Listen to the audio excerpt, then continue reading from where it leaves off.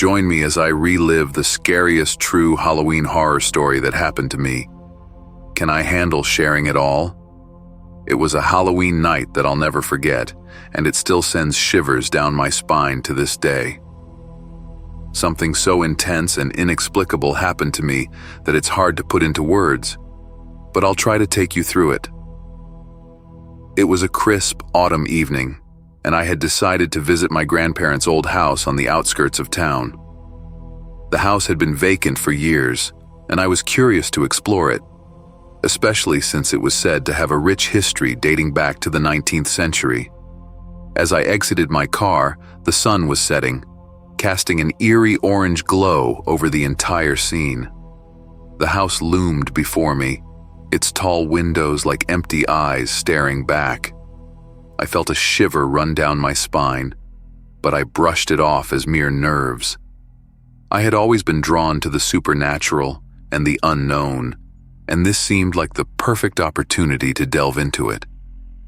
I grabbed my flashlight and stepped inside, the creaking of the old wooden floorboards beneath my feet echoing through the silence. The house was musty, and still, the air was thick with decay.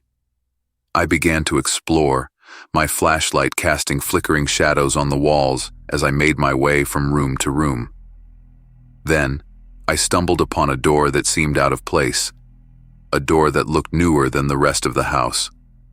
I approached it cautiously, my heart beating faster with every step. A chill ran down my spine as I turned the handle and pushed the door open. The room was small, with walls covered in old photographs and artifacts from different eras. Then, I started to feel a presence around me that seemed to be watching my every move. At first, I dismissed it as mere paranoia, but as the feeling grew more substantial, I knew I had to get out of there. That's when I started to experience strange occurrences. Doors would slam shut on their own, and I would hear whispers in the darkness. It was as if the house was trying to communicate with me, but I didn't know what it wanted. My heart was racing. I had to leave there quickly. But it was too late. The presence had grown stronger, and I could feel its icy breath on the back of my neck. I tried to run, but my feet felt heavy like they were rooted to the spot. That's when I saw a figure standing in the corner of the room, its eyes glowing with an otherworldly light. The figure started to move towards me, its presence filling the room with an unspeakable horror. I was paralyzed with fear, unable to move or scream. Then, I realized the true extent of the terror I had unleashed by meddling with forces beyond my control. As the figure loomed closer, I felt my consciousness slipping away, consumed by an eternal darkness. When I came to, I was lying on the floor, my flashlight still clutched. The room was silent once more, the presence gone. I stumbled out of the house, not stopping until I was back in my car, speeding away from that accursed place. Looking back, I realized that the experience profoundly impacted me. It changed how I view Halloween, making me realize that forces beyond our understanding lurk in the shadows. It's a reminder that some secrets are better left unexplored, and that the unknown can be truly terrifying. So, what's your scariest Halloween story? Please share it with me in the comments below, and don't forget to check out my other horror-themed videos for more spine-tingling tales. Thanks for watching, and I'll see you in the following video.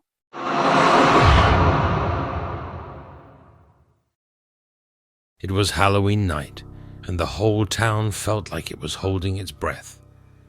My best friend Lacey and I were excited to do some trick-or-treating, even though we were getting a bit old. We had made a pact that this would be our last Halloween going door-to-door, so we wanted to do it in style. That year we explored Pine Hollow, a neighborhood infamous for abandoned houses and creepy overgrown yards. No one ever trick-or-treated there, mainly because half the street was empty, and the other half was only home to a few reclusive elderly couples. Still, we wanted to go big for our final Halloween, so we convinced Lacey's older brother, Jake, to drive us there. The drive itself was eerie. As we approached Pine Hollow, the streetlights started to thin out, and the trees seemed to grow taller and thicker, blocking out most of the moonlight.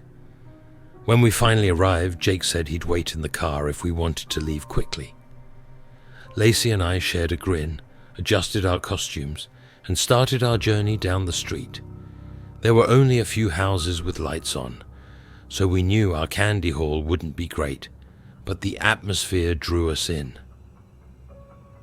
Our first stop was at an old Victorian house with faded paint and windows that looked like hollow eyes in the dim light. We walked up the creaking porch steps and knocked, our laughter stifling any fear that tried to creep in. An elderly woman opened the door, gave us some candy, and warned us to be careful. She looked over our shoulders as if searching for something or someone, and then shut the door quickly. As we moved further down the street, we noticed how quiet it was. No other kids and no parents were supervising their children. It was just us, the empty houses, and the soft rustle of leaves in the cool October air. We reached the end of the street, lined by a single decrepit house. It was the only one on that side of Pine Hollow, and it looked like it had been abandoned for decades. The yard was choked with weeds, and the windows were blacked out as though something was blocking the view from inside. Lacey dared me to go up to it, and in the Halloween spirit, I took her up on the challenge. I climbed the porch steps, each one groaning under my weight. I reached out to knock on the door but froze when I noticed something odd. Scratches on the wood as if someone had clawed at it in desperation. The longer I looked, the more I felt something wasn't right. I was about to back away when, suddenly, the door creaked open by itself, revealing pitch-black darkness within. Just then, Lacey whispered, "Let's go. This place is seriously creepy."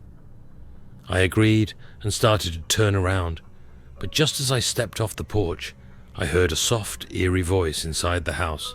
It was almost a whisper, yet unmistakable. "Come back. I've been waiting." Lacey heard it too. We both froze, staring at the open door.